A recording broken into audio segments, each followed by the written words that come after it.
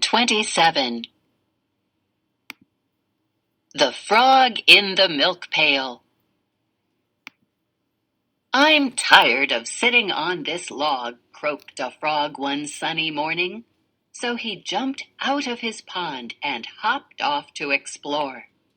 Before long, the frog reached a fence. "How curious," he said. "I wonder if it tastes good." He flicked out his long tongue. "Ugh," he said. The frog hopped along until he reached a brick path. "How curious," he said. "I wonder if it tastes good." He flicked out his long tongue. "Ick," he said. The frog kept hopping until he saw a barn. "How curious," he said as he hopped up to the door. Just then he heard a loud bzzz. "It's a fly," cried the frog.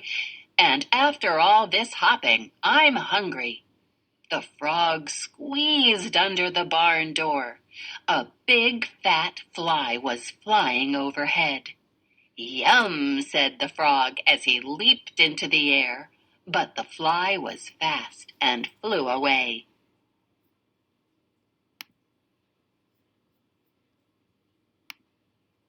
The frog, though, didn't land where he expected to.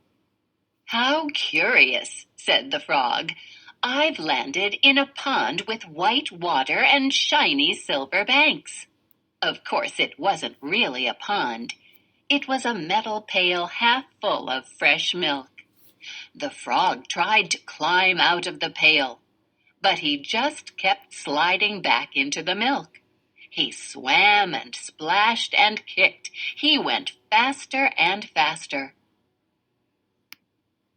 Then the frog noticed yellow globs floating in the milk.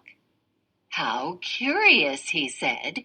He went on swimming and splashing and kicking.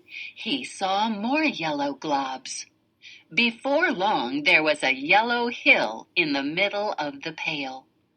All that kicking and splashing and swimming had churned the milk into butter.